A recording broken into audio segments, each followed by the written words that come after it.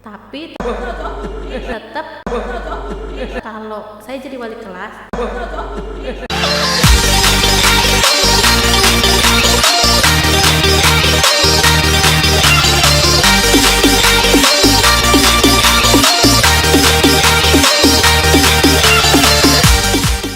maksudnya ada di kurikulumnya. Kelas 11, 12 itu tidak masuk kelas. BK-nya. Otomatis wali kelas berarti tidak masuk kelas kecuali meminjam pelajaran lain. Nah, jadi agak kesulitan pada saat kita mau jadi wali kelas tapi tidak kenal dengan siswa.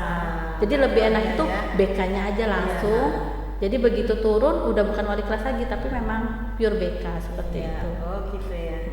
Jadi karena memang kondisi sekolahnya memang tenaga pendidiknya kurang ya, sehingga apapun ya dikatakan ada pepatah ya, tidak ada akar rotan pun jadi.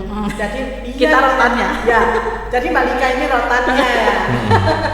Nah ini kalau kita bicara tentang kebekaan ini ya Mbak. Kalau dulu zaman saya sekolah, BK itu ibarat polisi. BP. Iya, BP karena istilahnya BP. Jadi kalau kita ketemu sama namanya dipanggil ke BK, itu sudah keringat dingin dan sudah tidak tahu apa yang akan kita lakukan nanti, saya akan diapakan. Ya untungnya saya selama sekolah tidak pernah dipanggil BK, karena saya termasuk orang-orang atau siswa yang rajin, kemudian tidak pernah bermasalah karena memang ya tipe saya ya seperti ini. Ini kalau kita kaitkan dengan kurikulum yang akan diterapkan di Indonesia ya notabene ini kurikulum baru biasalah di Indonesia. Ganti pejabat, ganti pula kurikulumnya. Kita yang di lapangan setengah mati. Nah, mereka belajar kurikulum Merdeka. Ini kan nanti BK itu sama sekali tidak ada masuk ke kelas. Jadi kemarin pada saat kami workshop kurikulum Merdeka, kita sudah menggodok ya itu ya. Nah, sedangkan untuk SMA Negeri 4 ini nanti akan menerapkan itu khusus yang kelas 10. Karena kita seperti dulu waktu kita penerapan kurikulum K13 itu ya, kita kan juga bertahap gitu. Nah, sekarang juga sama. Ini nanti dimulai tahun ini kita akan melakukan untuk kelas 10 akan menerapkan kurikulum Merdeka ini. Berarti kalau nanti satu misal masih diberi tanggung jawab untuk menjadi wali kelas, mungkin Mbak Lika punya trik bagaimana untuk mengenal anak didiknya ini? Jadi kalau wali kelas itu kan berbeda dengan BK ya Bu ya. Kalau wali kelas kita memegang satu kelas. Kalau BK itu minimal 6. Karena di sini kita kan 30 kelas dibagi 5 guru BK 6 kelas. Nah, biasanya ini kalau kita bicara kemarin-kemarin ya, yang sebelumnya. Itu kan yang kita kenal antara anak yang rajin banget. Iya, betul. Atau yang bermasalah. Nakal banget. Yang sedang-sedang standar itu kadang tertutupi.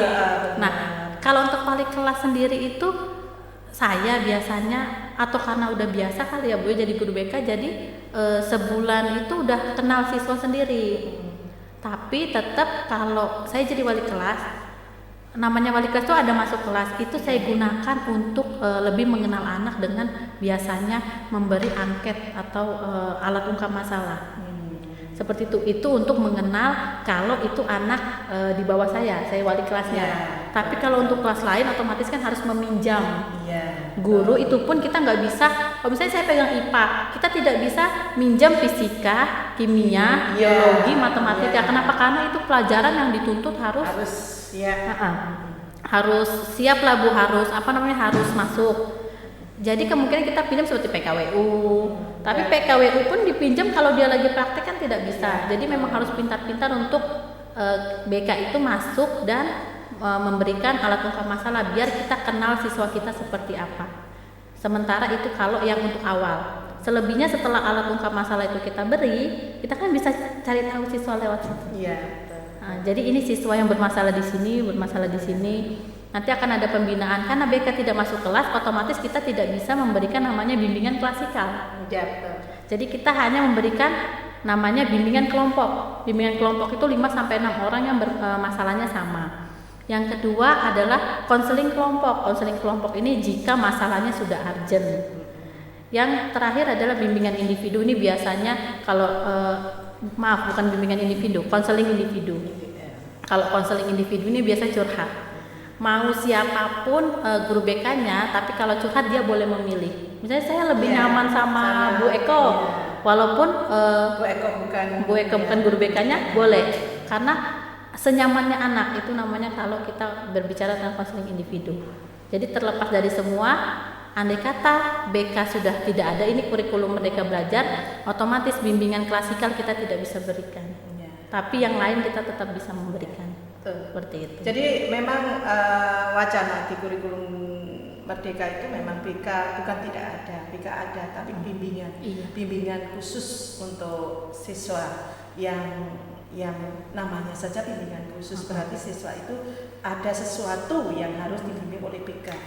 Cuman memang BK di dalam ini di dalam kurikulumnya itu BK memang tidak masuk ke kelas. Tapi tetap harus ada waktu, karena tetap nanti bagaimana itu kalau untuk waktu itu kebijakan kembali lagi ke sekolah masing-masing.